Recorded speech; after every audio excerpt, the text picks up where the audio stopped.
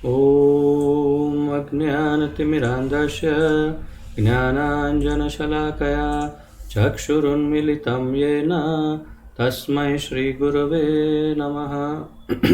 श्रीचैतन्यमनोभीष्टं स्थापितं येन भूतले स्वयं रूपकदा मह्यं ददाति स्वपदान्तिकं। वन्देऽहं श्रीगुरुं श्रीयुतपदकमलं श्रीगुरून् वैष्णवांश्च श्रीरूपं साग्रजातं सहगण रघुनाथान्वितं तं सजीवं साद्वैतं सावधूतं परिजनसहितं कृष्णचैतन्यदेवं श्रीराधाकृष्णपादान् सहगण ललिता श्रीविशाखान्वितांश्च। हे कृष्ण करुणा सिन्धो दीनबन्धो जगत्पते गोपेश गोपिकान्त राधाकान्त नमोऽस्तुते। तप्त कांचन गौरांगी राधे वृंदावनेश्वरी वृषभानुसुते देवी प्रणमामि हरिप्रिये। वाञ्छाकल्पतरुभ्यश्च कृपा सिन्धुभ्य एव च पतितानां पावनेभ्यो वैष्णवेभ्यो नमो नमः। अनन्तकोटि वैष्णववृन्द की जय। नमः ओं विष्णुपादाय कृष्णप्रेष्ठाय भूतले श्रीमते जयपताका स्वामिन् इति नामिने। नमो आचार्यपादाय निताय कृपाप्रदायने गौरकथाधामदाय नगरग्रामतारिणे। नमः ओं विष्णुपादाय कृष्णप्रेष्ठाय भूतले श्रीमते भक्तिवेदांत स्वामिन् इति नामिने। नमस्ते सारस्वते देवे गौरवाणी प्रचारिणे निर्विशेष शून्यवादी पाश्चात्य देशतारिणे। जय श्री कृष्ण चैतन्य प्रभु नित्यानंद श्री अद्वैत गदाधर श्रीवासादि गौर भक्तवृंद। हरे कृष्णा कृष्ण कृष्ण हरे हरे हरे राम राम राम हरे हरे। हरे कृष्णा कृष्ण कृष्ण हरे हरे हरे राम राम राम हरे हरे। हरे कृष्णा कृष्ण कृष्ण हरे हरे हरे राम राम राम हरे हरे।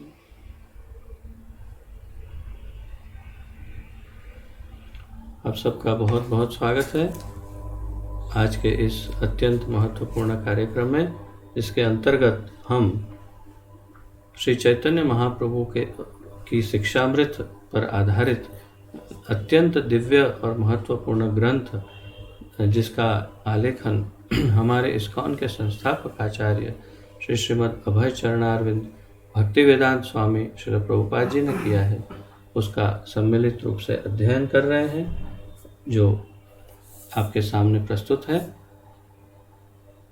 और ये मुख्य रूप से, जैसा आप जानते हैं, श्री चैतन्य चरितामृत से लिया गया है।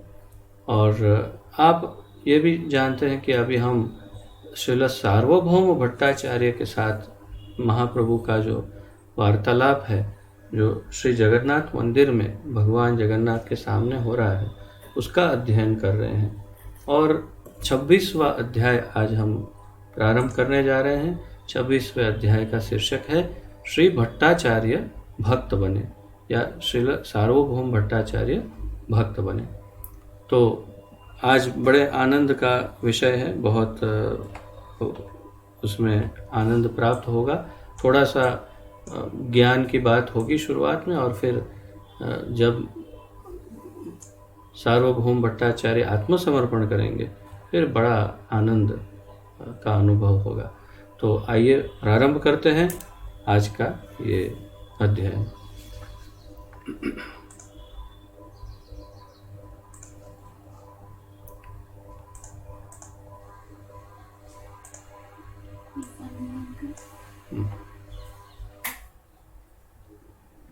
अध्याय 26 श्री भट्टाचार्य भक्त बने।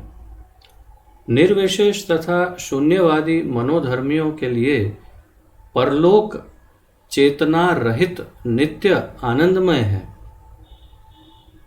निर्विशेष तथा शून्यवादी मनोधर्मियों के लिए चेतना रहित जो परलोक है वो आनंदमय है। शून्यवादी स्थापित करना चाहते हैं कि अंततः सब कुछ अचेतन है, तथा निर्गुणवादी कहते हैं कि परलोक में ज्ञान क्रिया रहती है।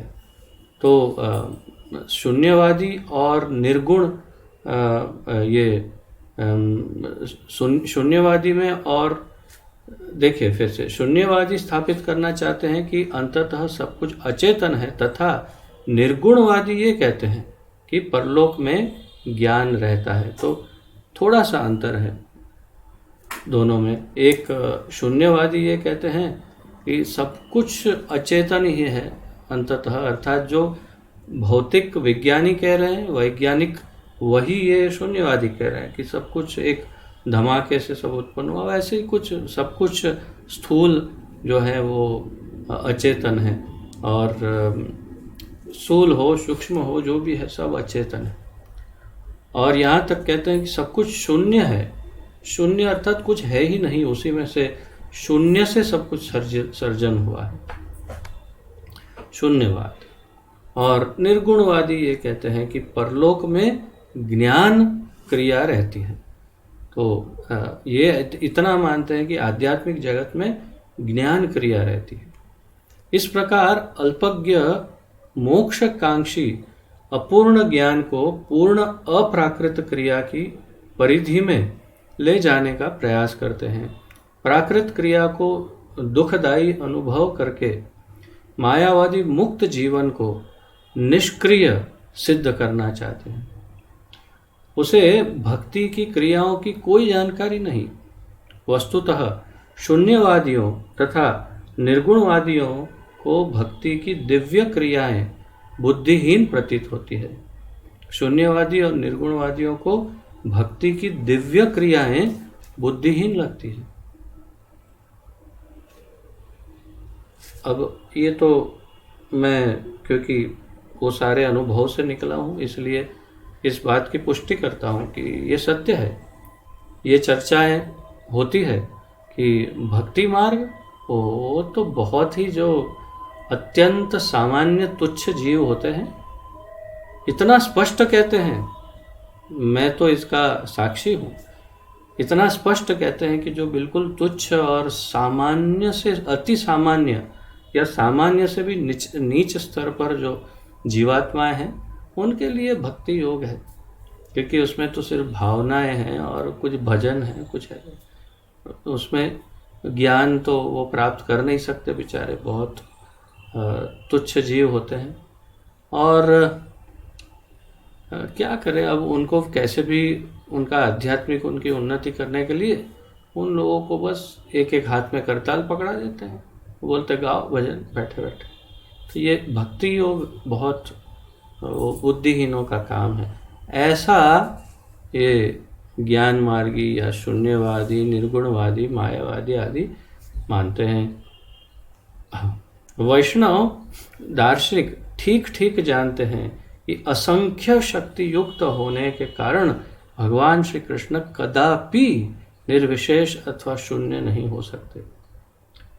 जबकि मेरा क्या अनुभव रहा, मैं ज्ञान मार्ग से इसमें आया, तो जैसे आगे बताएंगे कि किस तरह से महाप्रभु की बातें सुनकर किस प्रकार अवाक, बिल्कुल आश्चर्यचकित हो गए एकदम सार्वभौम भट्टाचार्य, और उनको जो सबसे अधिक ज्ञानी व्यक्ति है पूरी पृथ्वी पर, ऐसा कह सकते हैं, ऐसा व्यक्ति महाप्रभु की बातें सुनकर अवाक हो गया, उत्तर नहीं दे पाए।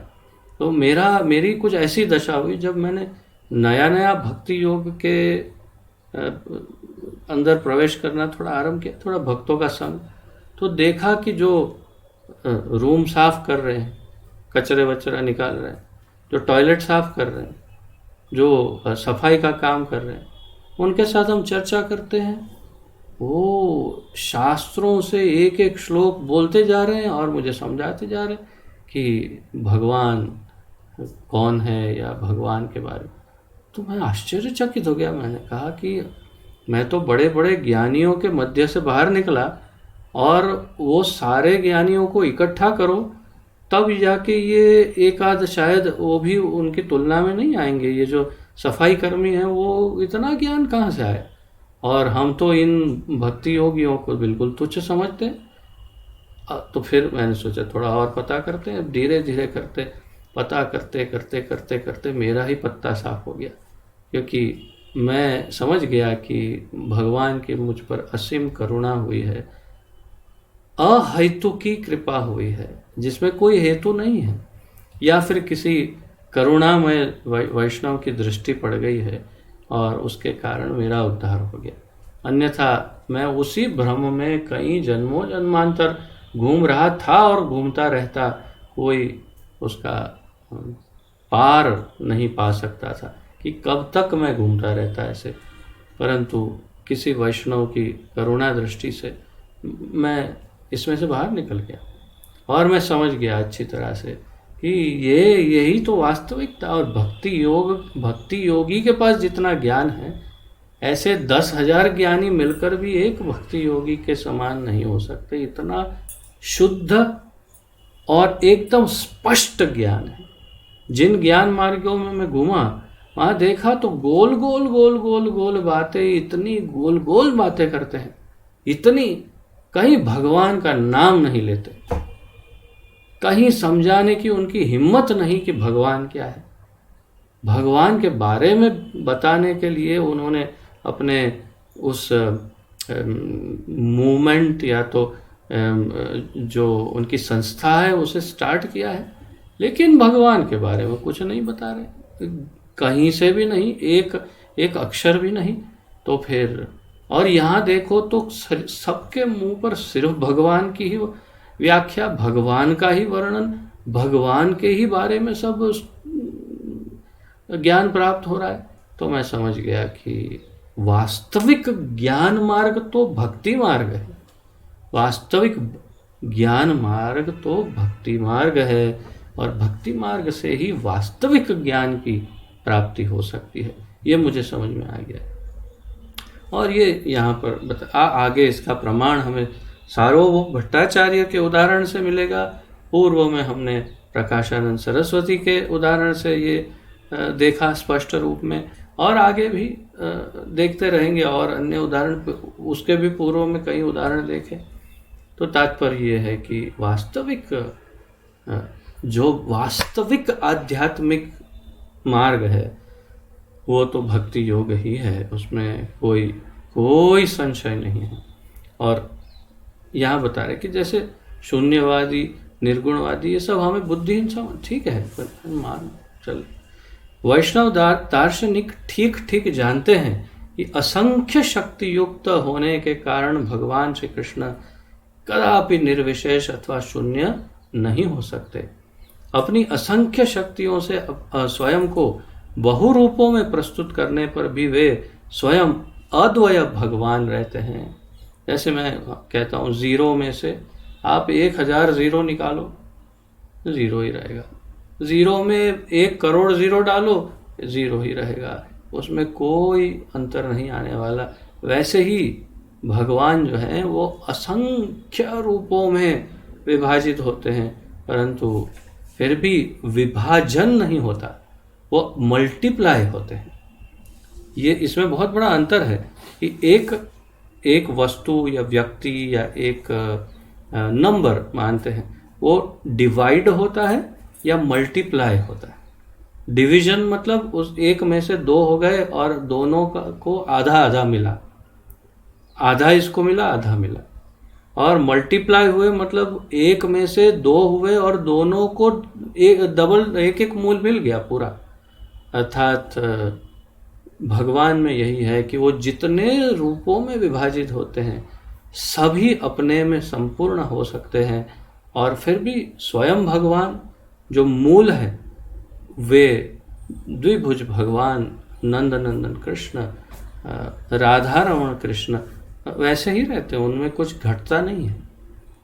तो फिर आगे कहते हैं, विविध रूप धारण करके तथा अपनी असंख्य शक्तियों का विविध प्रकाश करके भी वे अपने अप्राकृत स्वरूप में स्थित हैं। ये सब हमने ब्रह्म संहिता में बड़े विस्तार से अध्ययन किया था कि कैसे वे अपने अलग अलग रूपों में प्रकट होते हैं, फिर भी वे अपना मूल रूप है वो ऐसे ही रहता है, उसमें कोई विकार, कोई क्षय नहीं।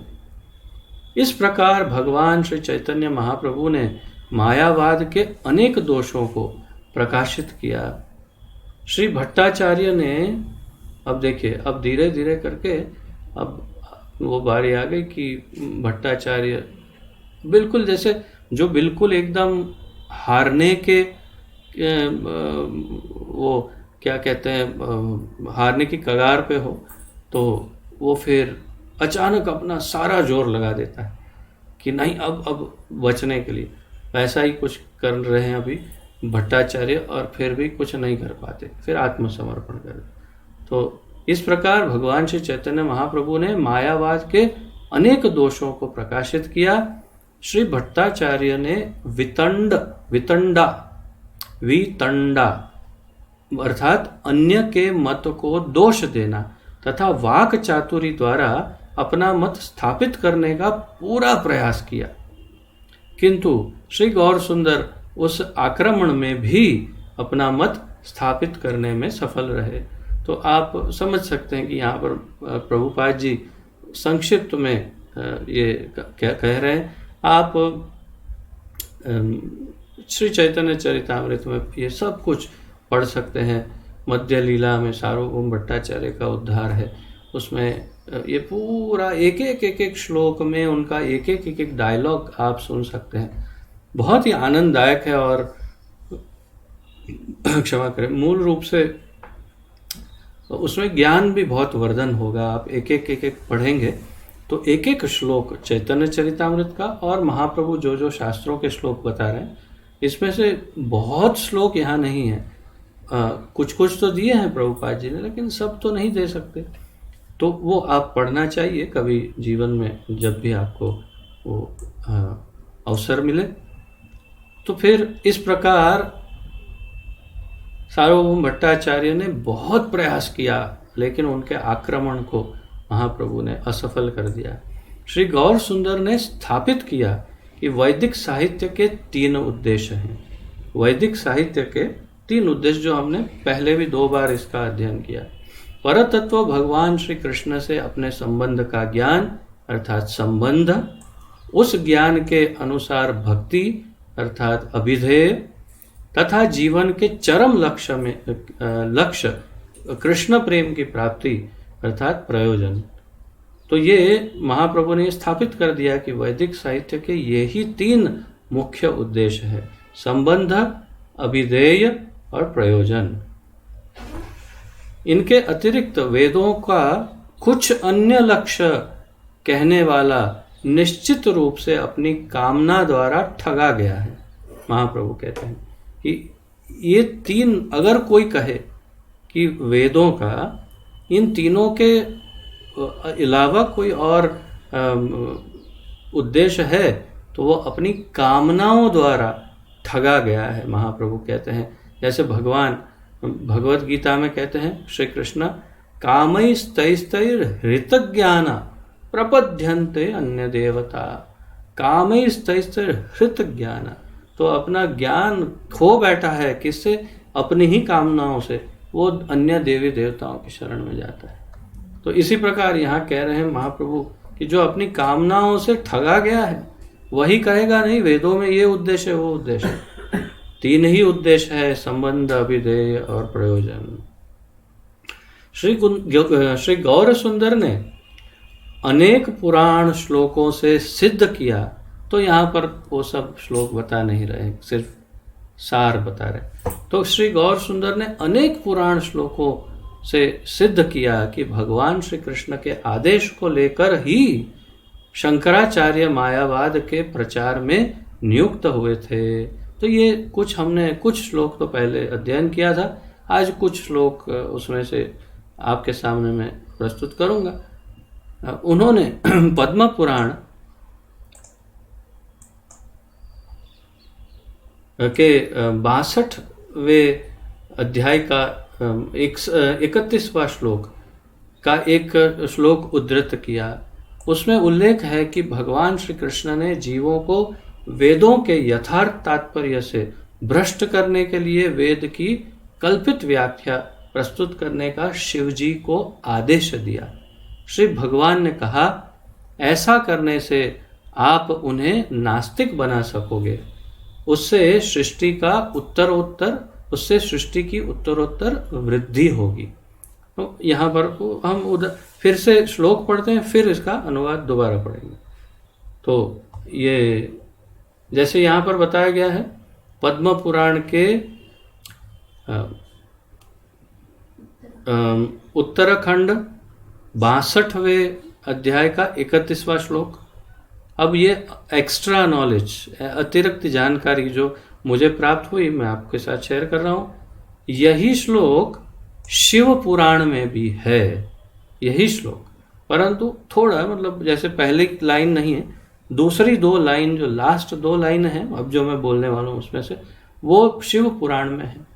फिर पद्म पुराण में ही बृहत सहस्र नाम, उसमें उत्तर बृहत सहस्र नाम जो है, जो उत्तराखंड में है, उसमें 71वें अध्याय में 107वां श्लोक, या फिर 42वें अध्याय में 105वां श्लोक, उत्तराखंड में ही।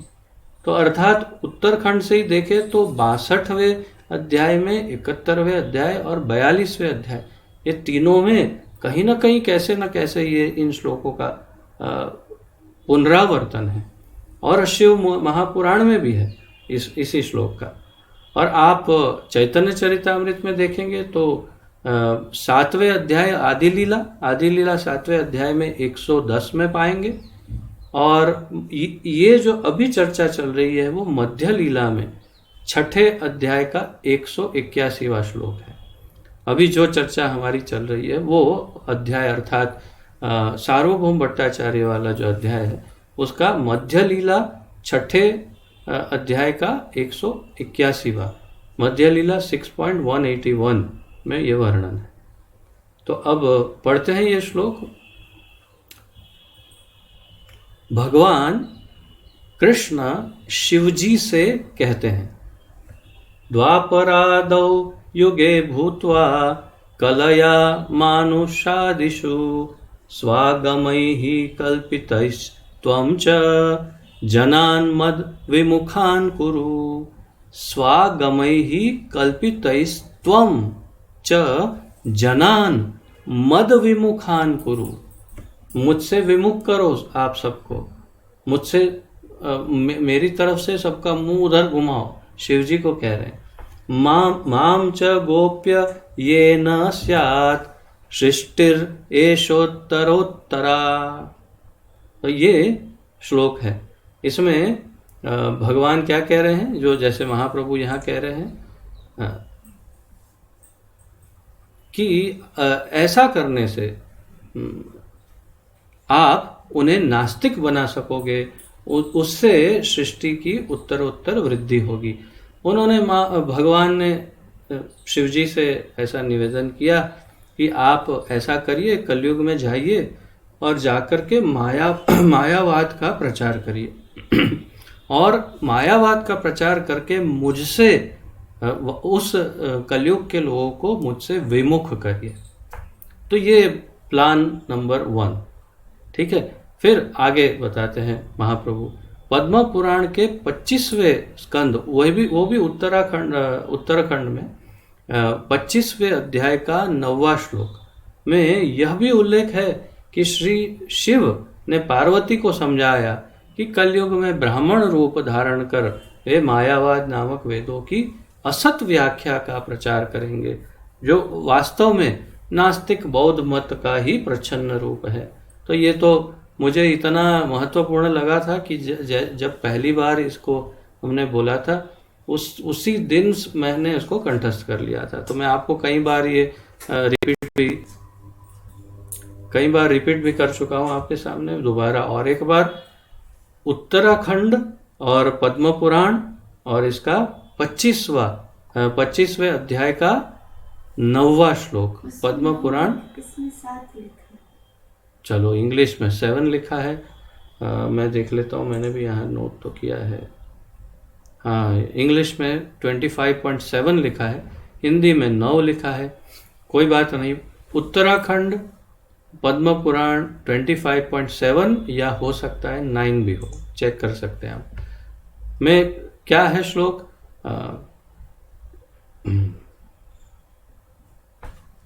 मायावादम असत शास्त्रम। What is that? देखिए ऐसे होता है, मायावादम असत शास्त्रम प्रच्छन्नम बौद्धम उच्यते। मायावादम असत शास्त्रम, तो इसे पूरा शब्द बोलेंगे तो असत शास्त्रम, असत शास्त्रम, ऐसे संधि जुड़ती है और संधि विग्रह करते हैं तो असत शास्त्रम। तो मायावादम असत शास्त्रम प्रच्छन्नम बौद्धम उच्यते, तो प्रच्छन्न ढका हुआ बौद्ध धर्म कहते हैं। और फिर कहते हैं शिव जी पार्वती जी को मयैव कल्पितम देवी या मयैव विहितम देवी। ये दोनों अलग अलग जगहों पे अलग अलग कहा है, एक जगह कल्पितम कहा, एक जगह विहितम कहा। मयैव विहितम देवी कलौ ब्राह्मण मूर्तिना, और दूसरी जगह कहा कलौ ब्राह्मण रूपिणा। तो मायावादम असत शास्त्रम, मायावाद नाम का असत, जो सत्य नहीं है ऐसा शास्त्र, प्रच्छन्नम बौद्धम उच्यते, उसे ढका हुआ बौद्ध धर्म कहते हैं। मयैव मेरे ही द्वारा, विहितम देवी मेरे द्वारा ही इसका प्रचार होगा। कैसे? कलौ ब्राह्मण रूपिणा या ब्राह्मण मूर्तिना, तो मैं कलयुग में ब्राह्मण के रूप में आऊँगा और इसका प्रचार करूँगा, अर्थात श्रीमद् शंकराचार्य, श्रीमद् आदि शंकराचार्य के रूप में प्रकट होकर वे इसका प्रचार करेंगे। ये ऐसा उन्होंने भविष्यवाणी की। तो उन्हें ये निवेदन किसने किया? भगवान कृष्ण ने किया, वो भी हमने देख लिया। तो ये सारे प्रमाण प्रस्तुत किए महाप्रभु ने सार्वभौम भट्टाचार्य के सामने। और फिर आगे कहते हैं भगवान श्री कृष्ण की इन व्याख्याओं से, तो भगवान श्री कृष्ण चैतन्य की इन व्याख्याओं से होना चाहिए। इंग्लिश में क्या है? एक्सप्लेनेशन ऑफ लॉर्ड चैतन्य। हाँ, तो यहाँ पर वो चैतन्य लिखना भूल गए। तो भगवान श्री कृष्ण चैतन्य की इन व्याख्याओं से श्री सार्वभौम भट्टाचार्य परम विस्मित हो गए। ये सब व्याख्याएं सुन के अब तक की जितनी, एकदम विस्मित हो गए भट्टाचार्य। और श्री गौर सुंदर से मायावाद की व्याख्या सुनने पर वे कुछ भी ना बोल सके। जब मायावाद के बारे में इतने सारे प्रमाण प्रस्तुत कर दिए महाप्रभु ने, तब फिर वो कुछ भी नहीं बोल सके। उन्हें चुप देखकर श्री गौर सुंदर महाप्रभु ने कहा, भट्टाचार्य आपको इस व्याख्या से विस्मित नहीं होना चाहिए। मुझसे यह समझ लीजिए कि परम ईश्वर भगवान श्री कृष्ण की भक्ति मानव ज्ञान की उच्चतम सिद्ध अवस्था है। क्या कहा महाप्रभु ने? मुझसे यह समझ लीजिए, इस बात का लेसन लीजिए मुझसे। क्या? कि परमेश्वर भगवान श्री कृष्ण की भक्ति मानव ज्ञान की उच्चतम सिद्ध अवस्था है। वास्तव में यह इतनी आकर्षक है कि जीवन मुक्त आत्माराम जन भी भगवान श्री कृष्ण की अचिंत्य शक्ति से उनके भक्त बन जाते हैं। जो ऑलरेडी मुक्त है, जो पहले ही मुक्त हो चुके हैं या मुक्त ही जन्मे हैं, जैसे चार कुमार है, ये सुखदेव गोस्वामी हैं, और ऐसे जो भी स्वयं मुक्त जो प्रकट हुए, ऐसे या फिर जो मुक्त हो चुके हैं, सिद्ध अवस्था में पहुंच गए हैं, मुक्ता अवस्था में, नहीं सिद्ध नहीं, तो ऐसे मुक्त जीव भी भगवान के भक्त बन जाते हैं जब भगवान की ये भक्ति के भगवान के किसी भी अंग के संपर्क में आते हैं। केवल उनके चरणों पे लगी हुई तुलसी और चंदन की सुगंध से भक्त बन जाते हैं, हृदय परिवर्तन हो जाता है। या भागवत का एक श्लोक सुन के पूरा हृदय परिवर्तन हो जाता है। इतने आकर्षक हैं भगवान। तो ये अब आत्माराम श्लोक की बात। वैदिक शास्त्रों में ऐसे भक्तों के अनेक उदाहरण हैं। महाप्रभु ने कहा, उदाहरण स्वरूप श्रीमद् भागवत प्रथम स्कंद 7वें अध्याय का 10वां श्लोक का आत्माराम श्लोक सब प्रकार की प्राकृत आसक्तियों से छूटे हुए मुक्त जनों के लिए हैं। तो महाप्रभु ने आत्माराम श्लोक की बात की यहाँ पर। तो ये श्लोक हमने पहले भी इसका अध्ययन किया, फिर से इसका उच्चारण करते हैं। सुत उवाच आत्मा रामश्च मुनयो निर्ग्रन्थाप्युरुक्रमे कुर्वन्त्य अहैतुकीं भक्तिम् इत्थं भूतगुणो हरिः। आत्मा रामश्च मुनयो निर्ग्रन्था अपि उरुक्रमे कुर्वन्ति अहैतुकी भक्ति इत्थं भूत गुणो हरिः। अब एक एक शब्द का महाप्रभु, या अब हमें ये अवसर अब नहीं मिलेगा, क्योंकि हमने श्रील सनातन गोस्वामी की शिक्षाओं में इसका विस्तार से अध्ययन किया, इसलिए प्रभुपाद जी अब इसका वर्णन यहाँ नहीं करेंगे। लेकिन थोड़ा बहुत जो 2-4 लाइन है, तो ऐसे जीवन मुक्त निर्विशेषवादी भी भगवान श्री कृष्ण के लीला विलास से भक्ति के प्रति आकृष्ट हो जाते हैं। भगवान श्री कृष्ण भगवान श्री कृष्ण के दिव्य गुण वस्तुतः ऐसे ही है। भगवान श्री कृष्ण के दिव्य गुण वस्तुतः ऐसे ही है। भगवान तो ऐसे ही है भाई, वो तो आकर्षित कर ही लेते हैं अच्छों को। ऐसा बता रहे हैं महाप्रभु। और फिर आगे बताते हैं, यथार्थ शुद्ध बोधावस्था में जीव समझ जाता है कि वह भगवान श्री श्याम सुंदर का नित्य दास है। अपनी शुद्ध बोध अवस्था में वो समझ जाता है। जब शुद्ध हुआ है हृदय चेतना, तब वो समझ जाता है कि वह भगवान श्री श्याम सुंदर का नित्य दास है। बहुनाम जन्म नामन्ते ज्ञानवान माम प्रपद्यते। किंतु मायाबद्ध होने पर स्थूल एवं सूक्ष्म शरीर की वह माया, क्योंकि देखिए मायाबद्ध है, हम सब मायाबद्ध हैं, और स्थूल और सूक्ष्म शरीर को वह अपना मान बैठता है। तो हम अपने इस स्थूल शरीर को और अंदर जो सूक्ष्म शरीर है उसे ही अपना स्वयं का या मैं हूँ ऐसे मान लेते हैं हम। यही धारणा देहांतर का आधार है। देहांतरण जो होता है, यथा देहांतर प्राप्ति, तो एक देह से दूसरे देह में कैसे जाता है, एक शरीर से दूसरे, उसका आधार यही है कि हम इस शरीर को और सूक्ष्म को हम अपने आप को ही मान लेते हैं कि मैं ही हूँ, ये मैं। वास्तव में भगवान के अंश जीव का सूक्ष्म स्थूल दैहिक जीवन का बंधन नित्य नहीं है।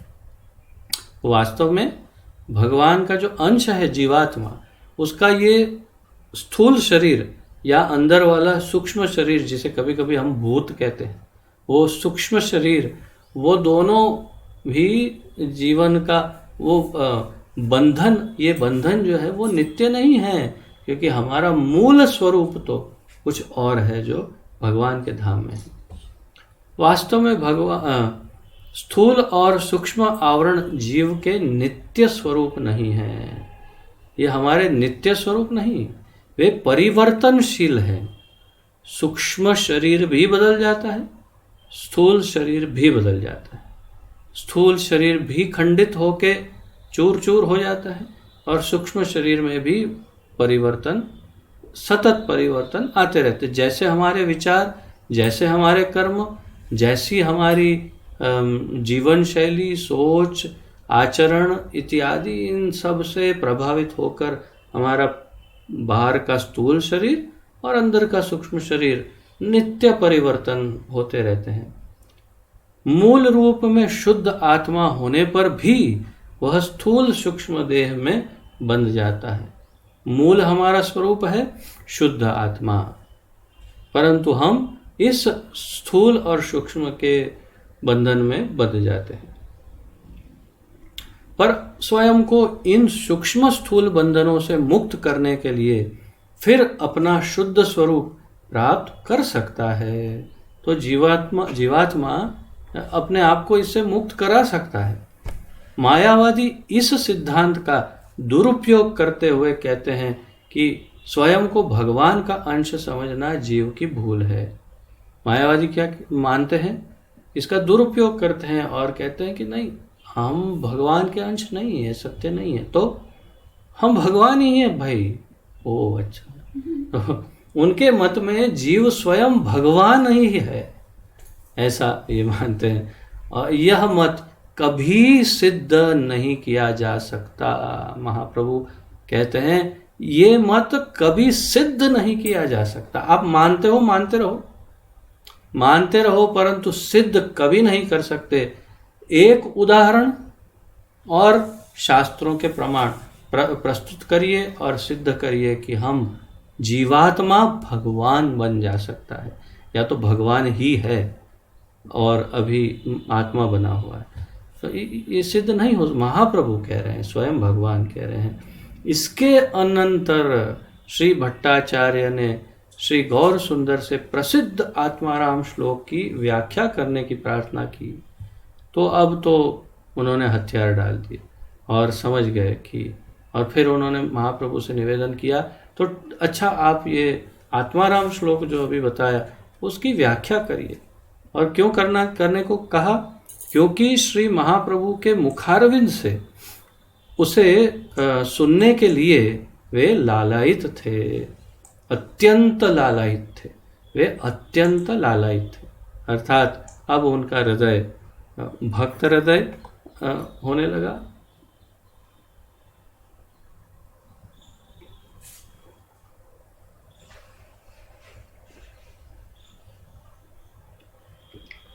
श्री गौर सुंदर ने उत्तर में कहा, सर्वप्रथम श्री भट्टाचार्य ही अपनी बुद्धि से उस श्लोक की व्याख्या करें, तब वे व्याख्या करेंगे। महाप्रभु ने कहा कि आप पहले बैटिंग करिए, मेरी बारी बाद में आएगी। आप जो स्कोर बनाएंगे मैं उसको चेज करूंगा। तो फिर आ गए मैदान में भट्टाचार्य। और फिर क्या किया? श्री भट्टाचार्य ने तर्क एवं व्याकरण के आधार पर आत्माराम श्लोक की 9 प्रकार से व्याख्या की। सार्वभौम भट्टाचार्य इस पृथ्वी के सारे सन्यासियों के प्राध्यापक हैं, तो उनका ज्ञान तो अतुलनीय है, स्वाभाविक है। उन्होंने लेकिन व्याकरण और तर्क के आधार पर, लॉजिक और ग्रामर के आधार पर उन्होंने आत्माराम श्लोक का, क्योंकि देखिए अगर हमें देखा तो हम संस्कृत ही सुनेंगे, देखेंगे, पढ़ेंगे, अच्छा ये तो यहाँ ये संधि है, ये शब्द है संस्कृत में इसका, तो हम इसमें ग्रामर या लॉजिक, तर्क, ये सब व्याकरण वही सब सोचेंगे। तो वही सब सोच करके उन्होंने 9 प्रकार से व्याख्या की। श्री गौर सुंदर ने श्लोक व्याख्या में प्रदर्शित उनकी अतुलनीय विद्वत्ता की प्रशंसा करते हुए बृहस्पति के अंश होने के कारण, और उन्हें कहा कि आप बृहस्पति के अंश होने के कारण आप शास्त्र के किसी भी अंश की सुंदर व्याख्या कर सकते हैं। महाप्रभु ने उनकी बहुत तारीफ की, उनको कहा कि आप बृहस्पति के अंश हैं और इसीलिए आप किसी भी शास्त्र की बहुत सुंदर व्याख्या कर सकते हैं। तथापि आपकी व्याख्या मुख्य रूप से अध्ययन से प्राप्त पांडित्य पर आधारित है। तो देखिए ये समझने योग्य है कि उन्होंने कहा कि आपकी जो व्याख्या है वो आपने जो अध्ययन किया है, स्टडी किया है, उससे जो आपने पांडित्य प्राप्त किया है, अर्थात मूल रूप से व्याकरण का और भाषा का जो प्रभुत्व आ जाता है, वो पांडित्य के आधार पर आपने व्याख्या की है। तो फिर कहते हैं इस पांडित्य एवं विद्वत्तापूर्ण दृष्टिकोण के अतिरिक्त श्लोक की अन्य व्याख्या है। महाप्रभु कहते हैं ये पांडित्य, संस्कृत, ग्रामर, व्याकरण, ये सब छोड़ दीजिए, उसको तर्क, लॉजिक, ये सब, इसके अलावा भी कुछ और व्याख्या है, आइए सुनाता हूँ। और फिर महाप्रभु ने श्री भट्टाचार्य के अनुरोध से भगवान श्री गौर सुंदर ने आत्माराम श्लोक की व्याख्या की। उन्होंने श्लोक के शब्दों का अन्वय किया।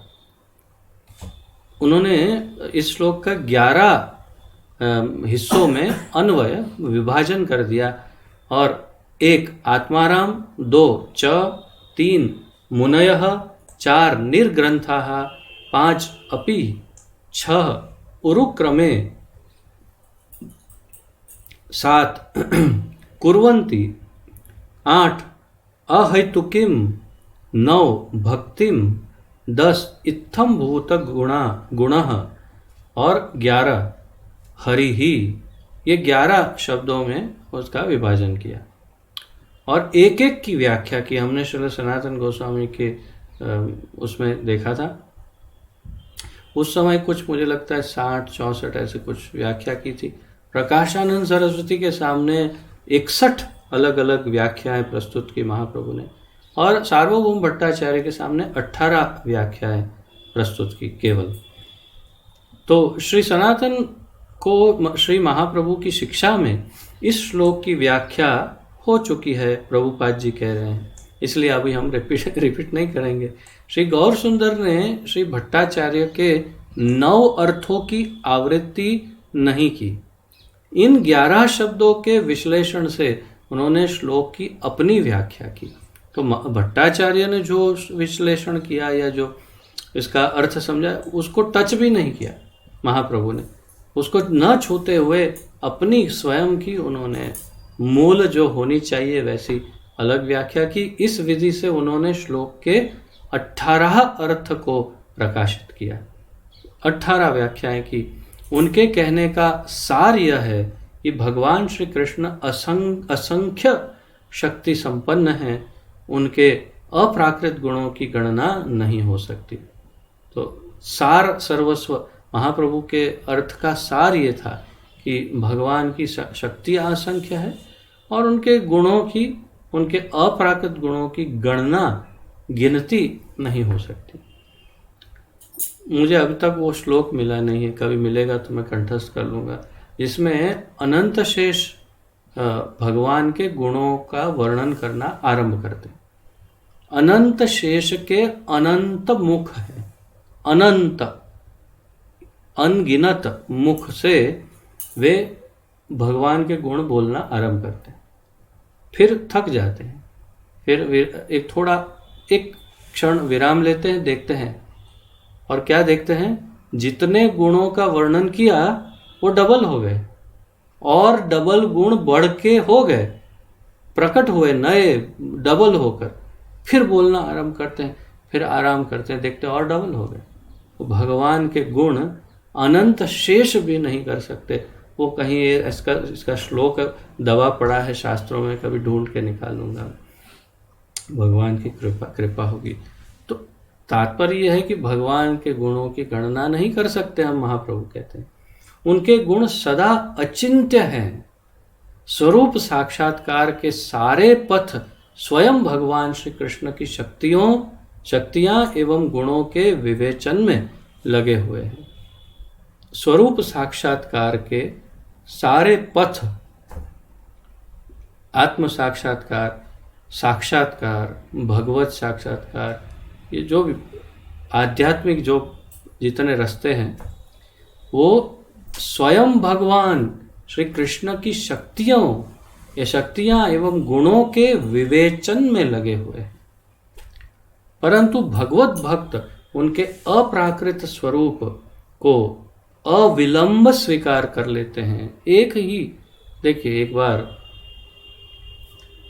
जैसे मायावादी में, शून्यवादी में, निर्विशेषवादी में, ज्ञानी में, ध्यानी में और भक्त में क्या अंतर है। एक बार एक मोची जूता बनाने वाला, वो एक पेड़ के नीचे बैठा था, भगवान का भजन कर रहा था, और सामने ही दूसरी जगह पर एक ब्राह्मण बैठा था, जो कर्मकांडी ब्राह्मण या मायावादी इत्यादि कुछ, और वो भी भगवान का ही भजन कर रहा था। नारद मुनि वहाँ से निकले तो वो पंडित जी ने कहा, अरे नारद मुनि, आप कहाँ जा रहे हैं? मैं वैकुंठ जा रहा था। तो एक दया करिए, ठाकुर जी को पूछ लेना जरा कि कब मेरा उद्धार होगा, कितने जन्म लगेंगे, क्या है, कितना अब मुझे तपस्या करनी पड़ेगी। हाँ ठीक है, ज़रूर ज़रूर पूछ के बताता हूँ। ठीक है। फिर आगे गए। ये मोची जो जूता बनाने वाले हैं वो बैठे थे और नारद मुनि के चरणों में गिर पड़े। कहा कि आप तो परम परम करुणामय हैं, आप वैष्णव ठाकुर हैं, आप तो वांछा कल्पतरु है, तो आप हमारी सब इच्छाएं पूरी करते, एक इच्छा पूरी कर दीजिए, ठाकुर जी को पूछ लीजिए कि मेरा कब उद्धार होगा। ठीक है, जरूर। भगवान के पास गए नारद मुनि। भगवान ने कहा उस ब्राह्मण को कहना कि तुम्हें 10 जन्म और लगेंगे। ठीक। और मोची को कहना कि जिस पेड़ के नीचे बैठे हो ना, उस पेड़ में जितने पत्ते हैं उतना समय लगेगा। ठीक है। और फिर तो ठीक है, आप जाइए, देखिए, फिर मैं आता हूँ, पीछे पीछे आऊँगा मैं, आप चिंता मत करो। लेकिन तो नारद मुनि ने कहा लेकिन स्पष्ट दिख रहा है वो मोची तो आपका एकदम शुद्ध भक्त है। मैं बोल रहा हूँ ना, आप चलो तो सही, मैं आता हूँ पीछे पीछे। और ये उसका ब्राह्मण का अब देखिए क्या होता है खेल। चलिए, फिर ब्राह्मण के पास पहुँचे। नारद मुनि कहा कि हाँ, ठाकुर जी बोल रहे थे कि आप 10 जन्म लगेंगे। उठ गया, वहाँ से उठ गया और अपना जो आसन था उसको लेकर ऐसे झटक के फोल्ड करके ऐसे दबाया बगल में और बोला ठीक है, मैं चलता हूँ। क्यों? अभी तो 10 जन्म लगेंगे ना, घर जाके कुछ काम करता हूँ, अभी तो बहुत काम पड़ा है घर पे, बाद में देखेंगे, भजन करने के लिए बहुत टाइम है। और चला गया। मोची के पास गए, उसको कहा कि बेचारा साधारण जीव, अत्यंत ज्ञान नहीं, कुछ नहीं, बस केवल भगवान का प्रेमी। उसको कहा ये वृक्ष कितने पत्ते हैं, गिनती तो नहीं हो सकती, बस उतने जन्म लगेंगे, उतने जन्म के बाद ठाकुर जी तुम्हें दर्शन दे देंगे। नाचने लगा, कूदने लगा, गाने लगा, लोटपोट होने लगा और कहा कि इतने दयालु हैं मेरे ठाकुर जी, इतने दयालु हैं, मैं कल्पना नहीं कर सकता, बस इतने जन्मों के बाद वे मुझे दर्शन देंगे, इतने करुणामय हैं। और बोलते बोलते आंखों से अश्रुधारा बह गई और जब आंखें खोली तो देखा सामने साक्षात ठाकुर जी खड़े। कहा मैं तो परीक्षा ले रहा था, चल आजा, अभी तेरा टाइम हो गया। तो यह है भक्ति में और ज्ञानी में, भक्ति योगी में, ज्ञानी में क्या अंतर है? यही तो अंतर है भाव का। इसीलिए तो कहा कि परंतु भगवत भक्त उनके अप्राकृत स्वरूप को अविलंब स्वीकार कर लेते हैं। भगवान भक्त को कहा कि एक ऐसी दूसरी स्टोरी है, ये तो भाव की बात है, दूसरी स्टोरी स्वीकार करने की। ऐसे ही एक भक्त को कहा कि पूछना जरा कि भगवान क्या कर रहे थे। तो नारद मुनि आए और ब्राह्मण ने पूछा क्या कर रहे थे भगवान। भगवान ने बोला उसको बोलना एक सुई की नोक से हाथी डाल रहे थे। तो बोला सुई की नोक से हाथी डाल रहे, मैं ही मिला आपको, कोई सुबह से मिला नहीं था क्या? मेरे ही ऊपर एक्सपेरिमेंट। अरे छोड़िए, जाने दीजिए, आप अपना काम करिए, मैं करता हूँ अपना काम, ब्राह्मण पंडित ने कहा। और वो बेचारा शुद्ध भक्त गरीब अनपढ़, उसको कहा सुई की नोक से हाथी को पिरो रहे थे। वो नाचने लगा, हरी हरी हरी हरी। क्यों, क्या हुआ? अरे ठाकुर जी की लीला को का पार कौन प्राप्त कर सकता? क्या उनकी लीलाएं हैं, कब क्या करते हैं कुछ नहीं कोई सोच सकता, अचिंत्य है भगवान। तो ये उसकी श्रद्धा है। और इसीलिए भगवान के भक्त जो हैं वो उनके अप्राकृत स्वरूप को अविलंब स्वीकार कर लेते हैं। परंतु जो ध्यानी ज्ञानी हैं वो उन्हें कितना समझाने पर भी स्वीकार नहीं करते, उसमें भी कुछ न कुछ दोष ढूंढने का प्रयत्न करते हैं और संशोधन करते हैं। क्या करते हैं? संशोधन। एक उसको स्टडी करना पड़ेगा कि ये ऐसा भगवान या ये ऐसा है कि नहीं। और जो साफ हृदय के शुद्ध भक्त हैं वो अविलंब भगवान के स्वरूप का स्वीकार कर लेते हैं। तो ये बहुत बड़ा अंतर है एक भक्त की चेतना में और एक ज्ञानी ध्यानी की चेतना में। और यदि अंग्रेजी में जैसे अंदर से चैत्य गुरु बोल रहे हैं वही आपके सामने प्रस्तुत हो रहा है, और एक अंग्रेजी शब्दों से इसे अगर फर्क देखा जाए तो एक जो है वो संशय आत्मा है, एक जो जो ज्ञानी है, जो ध्यानी है, उसके अंदर इतने सारे संशय भरे हुए हैं, इतने सारे संशय भरे हैं कि वो कभी भी सत्य तक पहुंच ही नहीं सकता।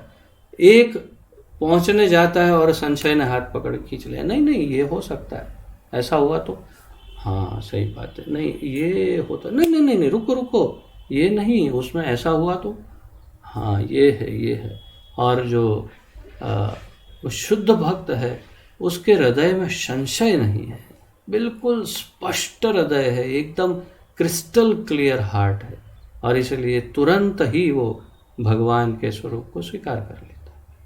बहुत ही सौम्य, विनम्र और श्रद्धा युक्त है। जबकि ये ध्यानी ज्ञानी अत्यंत शंकाशील और संशय आत्मा है, मुख्य रूप से उनको दोष दिखता रहता है सब जगहों पे, और ठाकुर जी के उस स्वरूप का स्वीकार करने में उन्हें पता नहीं जन्मों जन्मांतर लग जाते हैं। और इसलिए यहाँ महाप्रभु इन दोनों का भेद समझा रहे हैं। इस भेद को समझ लो कि जैसे गोपियों में क्या ज्ञान है, उद्धव जी ये बृहस्पति के शिष्य, डायरेक्ट गुरु से ही शिक्षा लेकर आए, बृहस्पति से जो देवों के गुरु हैं, और समझाने बैठे अरे तुम सब शरीर हो, शरीर नहीं हो, जीवात्मा हो, और वो परमात्मा है, और तुम ये क्या उसको प्रेमी। हालत खराब हो गई उद्धव जी, 6 महीने तक घूमते रहे, शुद्ध बुद्ध खो बैठी, ऐसी दशा हो गई। शुद्ध भक्ति को देखा तो हृदय परिवर्तित हो गया। शुद्ध भक्ति में ये सब ज्ञान, संशय, तर्क, वितर्क, अध्ययन, ये सब चीज़ों का कोई मोल नहीं, सिर्फ प्रेम, एक ही वस्तु ठाकुर जी से प्रेम बस। और फिर भी ऐसा बिल्कुल नहीं है कि उन्हें ज्ञान नहीं होता। उस भक्त के पास ही सबसे अधिक ज्ञान होता है। तेने ब्रह्म हृदय आदि कवये, और जैसे भगवत गीता में कहते हैं भगवान, ददामी बुद्धि योगम तम ये न माम उपयांति ते, मैं उसको बुद्धि दे दूंगा पर्याप्त मात्रा में। अंदर बैठा हूं ना, राधेश मात्रम पुरुषम वसंतम, बैठा हूं 8 इंच लंबा, वहां से क्या करूंगा, ज्ञान दे दूंगा जो जितना ज्ञान चाहिए। इसलिए किसी भक्त को कभी अबोध, अज्ञानी, मूर्ख, अनपढ़ समझने का दुस्साहस न करें। सबसे अधिक पढ़ा लिखा वही होता है वास्तव में। तो इस प्रकार आगे बढ़ते हुए श्री गौर सुंदर ने स्पष्ट किया कि सनक आदि कुमार तथा सुखदेव गोस्वामी जैसे जीवन मुक्त महापुरुष भी परम ईश्वर भगवान श्री कृष्ण की दिव्य गुणावली से आकृष्ट हो गए थे। श्री भट्टाचार्य ने श्री गौर सुंदर की व्याख्या की स्तुति की, तो अब सार्वभौम भट्टाचार्य बहुत ही प्रभावित हो गए और उन्होंने बखान करना शुरू किया महाप्रभु के। वे इस निष्कर्ष पर पहुंचे, कौन? सार्वभौम भट्टाचार्य इस निष्कर्ष पर पहुंचे कि श्री गौर सुंदर स्वयं श्री कृष्ण है। हरि हरि बोल, श्री गौर सुंदर महाप्रभु की जय। तो महाप्रभु ने उन्हें ये मनवा ही लिया, और एक बार भी नहीं कहा मैं कृष्ण हूं, फिर भी स्वयं ही उस निष्कर्ष पर पहुंच गए। और देखिए कौन है ये सामने जो निष्कर्ष पर पहुंचा है। एक दुकान में आप चाहते हैं और इधर उधर ऐसा फांफा मारते हैं, दापड़ियाँ मारते हैं, और सेल्समैन आता है, हाँ साहब क्या चाहिए, मुझे वो, हाँ हाँ देखिए मैं ये आपको ये कंपनी का दे रहा हूँ, इसमें इतने बेनिफिट है, उसके साथ ये फ्री मिलेगा, ये ले जाइए, बहुत फ़ायदा रहेगा, बहुत सच्ची में, ये ले जाओ। पकड़ाया, हाँ हाँ हाँ हाँ हाँ, यही अच्छा है, ले लिया। ये कोई सेल्समैन ने किसी बाघा भाई को जिसमें बुद्धि कम हो, उसको उसको उसे क्या ये समझा दिया था कि मैं भगवान हूँ? अरे भाई, पूरी पृथ्वी के गुरु के समान जो सर्वाधिक ज्ञानी व्यक्ति है, वो स्वयं ही कह रहे हैं कि आप स्वयं भगवान कृष्ण हो। तो तात्पर्य यह है कि उन्होंने कोई मार्केटिंग या सेल्समैनशिप नहीं की थी महाप्रभु ने। तो इनके उदाहरण से हमें समझना चाहिए कि अगर सार्वभौम समझ गए तो हमें समझ लेना चाहिए कि श्री कृष्ण चैतन्य महाप्रभु स्वयं भगवान श्री कृष्ण हैं। श्री भट्टाचार्य स्वयं को धिक्कारने लगे। अब ये देखिए, अब तो इन्होंने आत्मसमर्पण करना आरंभ किया, अभी तो आरंभ किया है, और अपने आप को धिक्कारने लगे, अपने आप को गाली देने लगे, धिक्कारने लगे, क्योंकि वे पूर्व में श्री महाप्रभु को साधारण मनुष्य समझकर उन्होंने महा अपराध किया था। वो पहले उन्होंने उनको साधारण मनुष्य समझा, नवयुवक सन्यासी समझा, और क्या नहीं समझा, और क्या क्या उनके बारे में सोचा नहीं, बोला नहीं। तो अब धिक्कारने लगे अपने आप को। आत्म निंदा करते हुए वे श्री गौर सुंदर के चरणार विंद में गिर पड़े और श्री महाप्रभु की अहेतु की कृपा की याचना करने लगे। अब इतनी आत्मग्लानि, इतना दुख हो गया कि अपनी ही स्वयं की निंदा करते करते भगवान श्री चैतन्य महाप्रभु के चरणों में गिर गए।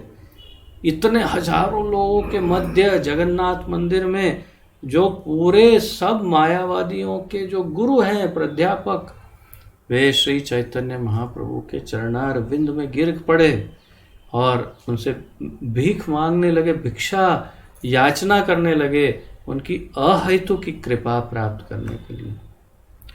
महान विद्वान के दैन्य पर प्रसन्न होकर श्रीमन महाप्रभु ने श्री भट्टाचार्य को अपने चतुर्भुज और षड्भुज रूपों का दर्शन करवाया। श्री महाप्रभु की जय। उन्होंने चतुर्भुज रूप में अपना दर्शन करवाया, नारायण स्वरूप में, और फिर षड्भुज। तो आप जब जगन्नाथपुरी जाएंगे तो आप अवश्य सार्वभौम भट्टाचार्य के उस ओरिजिनल घर पर अवश्य जाएंगे। आज भी है, वैसा ही है जैसा था, क्योंकि केवल 500-550 वर्ष पूर्व का काल की बात है, तो अभी भी उनका घर वैसे ही है।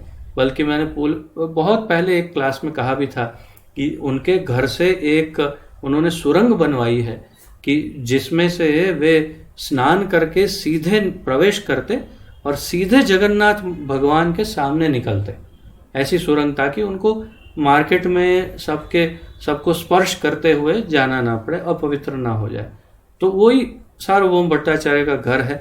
वहाँ पर आपको उनके घर में षड्भुज महाप्रभु के दर्शन हो जाएंगे। वहाँ पर बहुत सुंदर विग्रह है। षड्भुज, 6 भुजाएं। क्यों 6 भुजा? तो 2 अपनी स्वयं की, एक में सन्यास का दंड, एक में कमंडल। एक कृष्ण की 2 भुजाएं जिसमें बांसुरी पकड़ी हुई, और दूसरी 2 श्री रामचंद्र के रूप में जिसमें धनुष और बाण पकड़ा हुआ है। तो ऐसे 6 भुजाओं में उन्होंने फिर सार्वभौम भट्टाचार्य को दर्शन भी दिए।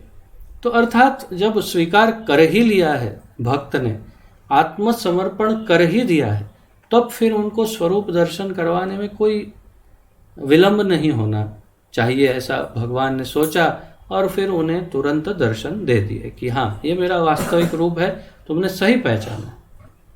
और फिर श्री सार्वभौम भट्टाचार्य महाप्रभु के चरणारविंद में पुनः पुनः दंडवत प्रणाम करते हुए उनकी स्तुति करने लगे। और फिर जब दर्शन किए तब तो फिर बारंबार उनके चरणों में दंडवत प्रणाम करते करते उनकी स्तुति करने लगे। वे पहले से महान विद्वान तो थे ही, ये तो हम जानते हैं, सार्वभौम भट्टाचार्य अत्यंत विद्वान थे। अब श्री महाप्रभु की अहेतु की कृपा होने पर वे उनकी लीलाओं का नाना प्रकार से वर्णन करने लगे। तो अब जब भगवान की कृपा हो गई तब वे अलग अलग प्रकार से उनकी लीलाओं का वर्णन करने में समर्थ हो गए, क्यों? जैसे ध्रुव को अपना शंख स्पर्श किया भगवान ने ध्रुव के मस्तक पर और एकदम ध्रुव बोलने लग गए, स्तुति करने लग गए। वैसे ही महाप्रभु के अब दर्शन करके मूल स्वरूप में और उनकी कृपा प्राप्त होकर के वे और समर्थ हो गए बोलने के लिए। तो क्या हुआ, अंतर क्या आया? वस्तुतः हरे कृष्ण कृष्ण कृष्ण हरे हरे, हरे राम राम राम हरे हरे मंत्र के कीर्तन की पद्धति उनमें अपने आप स्फुरित हो गई। आप देखिए, महाप्रभु के दर्शन प्राप्त करके वे हरे कृष्ण कीर्तन की जो पद्धति है वो अपने आप ही उनको आने लग गई और नृत्य करने लगे, गाने लगे और हरि हरि कीर्तन, हरे कृष्ण कीर्तन करने लगे। कहा जाता है कि श्री भट्टाचार्य ने श्री गौर सुंदर चैतन्य महाप्रभु की लीला विलास की स्तुति में 100 श्लोकों की रचना की थी। उसी समय ऑन द स्पॉट सार्वभौम भट्टाचार्य ने महाप्रभु की स्तुति में 100 श्लोकों की रचना की। और वो कैसे श्लोक है? वे श्लोक इतने उत्तम थे कि देवलोक के महान विद्वान बृहस्पति भी उनका पार नहीं पा सकते। बृहस्पति को भी उनकी पूरी समझ नहीं आ सकती थी। उतने गहरे और इतने शुद्ध श्लोकों का उन्होंने 100 श्लोकों की रचना कर डाली उसी समय। श्री गौर सुंदर इन श्लोकों का श्रवण कर अतिशय प्रसन्न हुए और श्री भट्टाचार्य का आलिंगन किया। अब तक उन्होंने आलिंगन नहीं किया था, अब इतने प्रसन्न हो गए महाप्रभु कि उनका आलिंगन कर लिया। और फिर श्री गौर सुंदर के स्पर्श से श्री भट्टाचार्य प्रेमवश में मूर्छित हो गए। इतना प्रेम, कृष्ण प्रेम प्राप्त हो गया, क्योंकि महाप्रभु ने अगर स्पर्श कर लिया तो बस, अगर शेर, चीते, हिरण, हाथी अगर नाच करके हरि कीर्तन कर सकते, तब फिर इतने बड़े पंडित को स्पर्श करेंगे तो क्या होगा। इतना प्रेम उत्पन्न हो गया, कृष्ण प्रेम, कि प्रेमवश सार्वभौम भट्टाचार्य मूर्छित, बेहोश होके गिर गए। उनमें अश्रु, स्तंभ, पुलक, कंप, स्वेद आदि प्रेम के विकार फूट पड़े। जो अष्ट सात्विक विकार है, जो रोंगटे खड़े हो जाना, आंखों से निरंतर अश्रुधारा बहना, स्तंभित हो जाना और कांपना, कंपन शरीर का इत्यादि, पसीना छूटना, ये सब जो अष्ट सात्विक विकार प्रकट हो गए उनके शरीर में। वे कभी नाचते तो कभी श्री महाप्रभु के चरणारविंद में गिर जाते।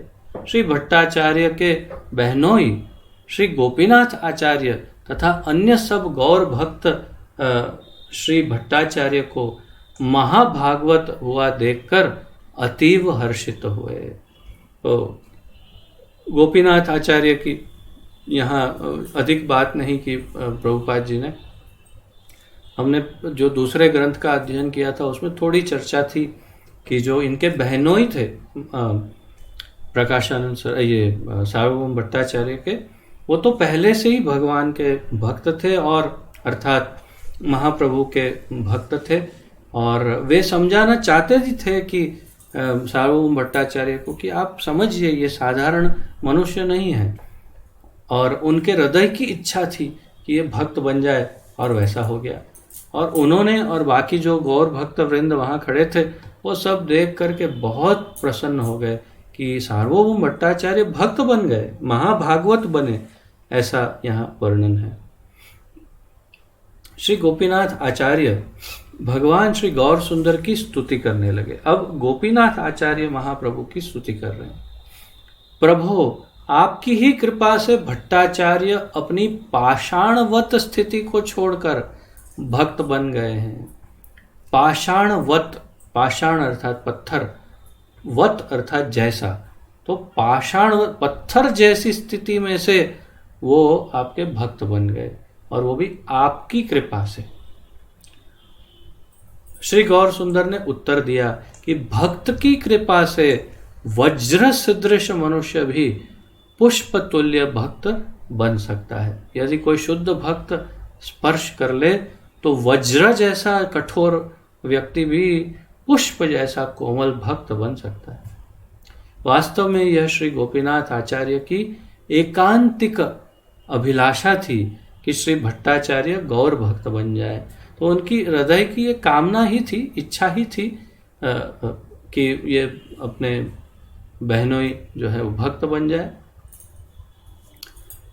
उनकी निष्कपट इच्छा थी कि श्री गौर सुंदर श्री भट्टाचार्य पर कृपा करें। अब तो शुद्ध भक्त की इच्छा थी, महाप्रभु ने उनकी इच्छा पूरी कर दी। अब श्री महाप्रभु द्वारा अपनी वांछा पूर्ण हुई देख वे अत्यंत हर्षित हुए। इस रीति से भगवत भक्त स्वयं भगवान से भी अधिक दयामय होते हैं।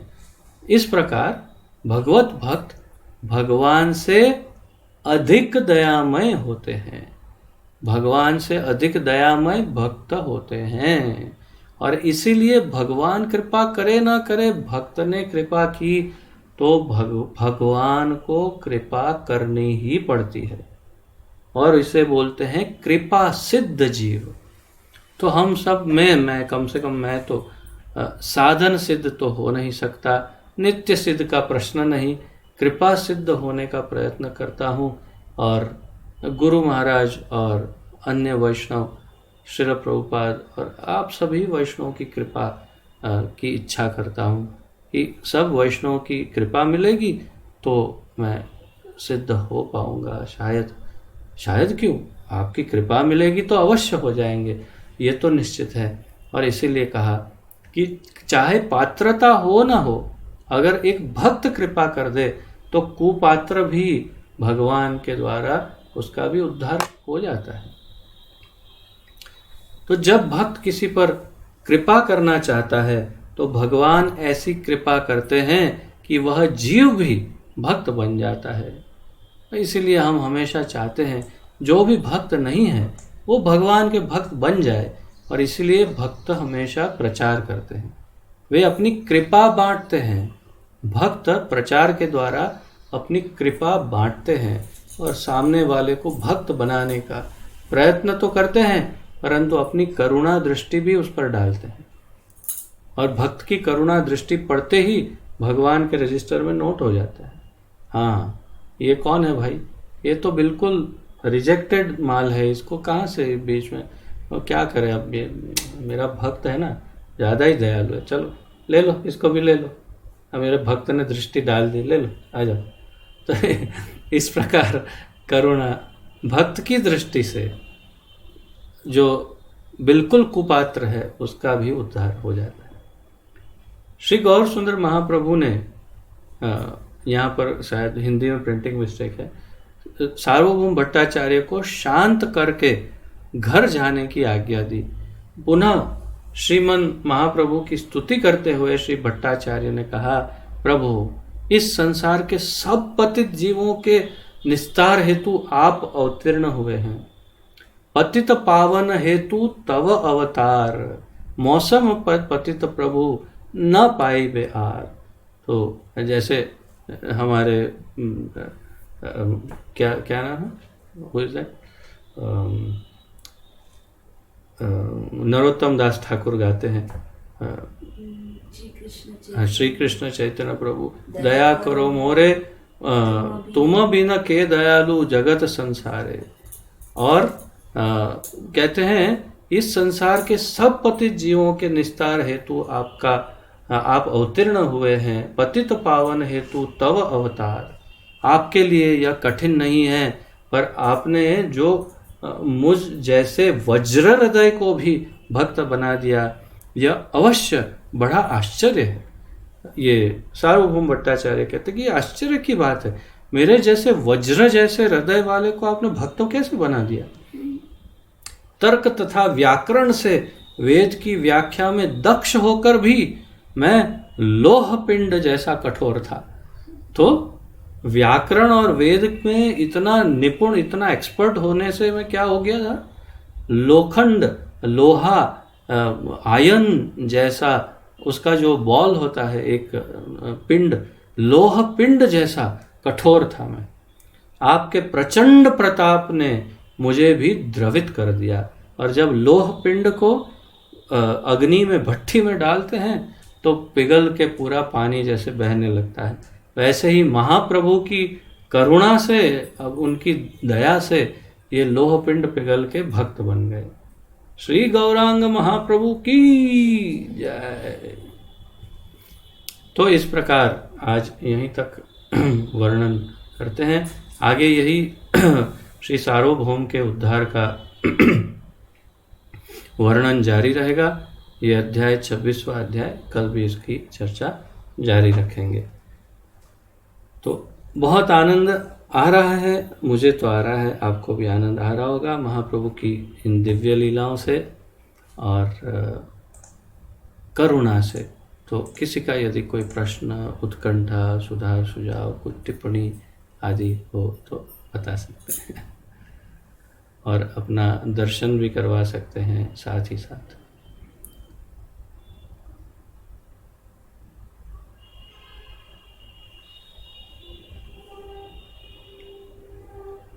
Any questions? ठीक है, तो यदि कोई प्रश्न आदि ना हो और दर्शन करवाने की इच्छा भी ना हो तो हम अभी यहीं पर विराम लेते हैं।